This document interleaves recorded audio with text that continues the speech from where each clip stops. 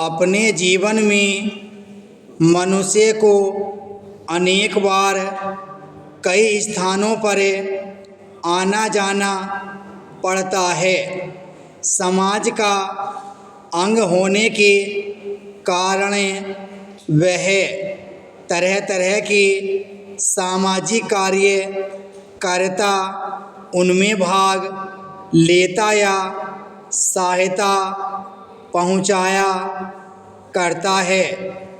इस प्रकार के कर्तव्यों का पालन करने के लिए भी मनुष्य को दूर पास की कई यात्राएं करनी पड़ती हैं, किंतु किसी विशेष कार्य के लिए कहीं आना जाना वास्तव में यात्रा करना नहीं माना जाता। यात्रा के वास्तव में जो अर्थ हैं, उसमें संसार और समाज के विशेष कार्यों का दखल और प्रयोजन नहीं रहता। यात्रा उस आने जाने को कहा जाता है कि जो या तो लोक परलोक सुधार के लिए तीर्थ स्थानों की जाती है या फिर मनोरंजन के उद्देश्य से विशेष प्रकार के पर्यटन स्थलों, पहाड़ी स्थानों आदि पर की जाती है। इस प्रकार की यात्राएं हमारे ज्ञान और अनुभव को भी बढ़ाया करती हैं। यह एक अलग बात है।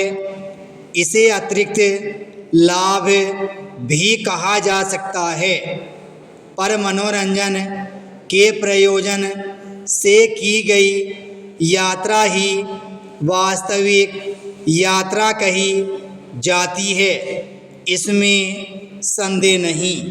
पैरा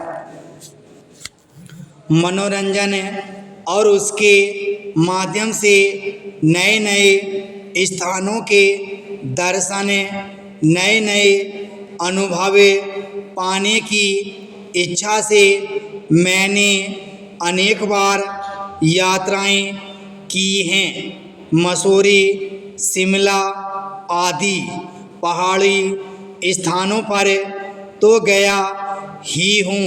धरती का स्वर्ग माने जाने वाले कश्मीर की यात्रा भी कर आया हूँ। इसी प्रकार हरिद्वार, काशी, मथुरा, वृंदावन, जगन्नाथपुरी आदि कई स्थानों की यात्रा कर आने के अवसर भी मुझे मिले हैं।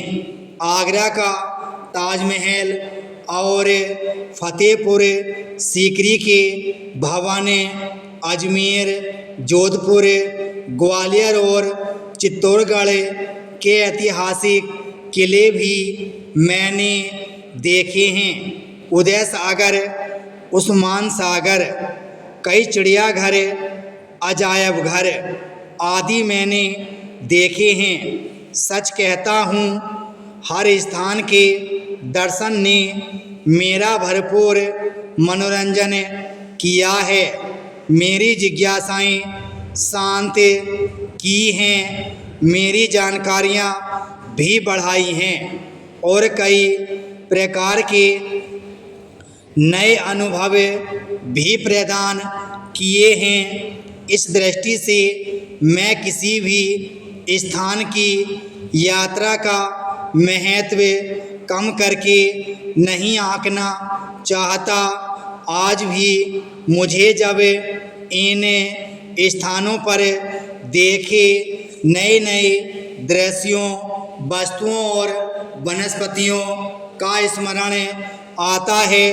लोग और उनके पहनावे, खान पान, रहन सहन और भाषाएं याद आती हैं। सच कहता हूँ, मुझे अपने आप ही रोमांच सा होने लगता है।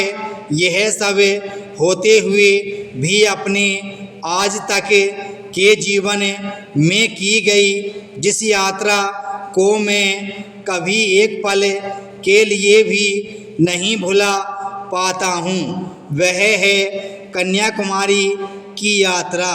विराम स्टॉप।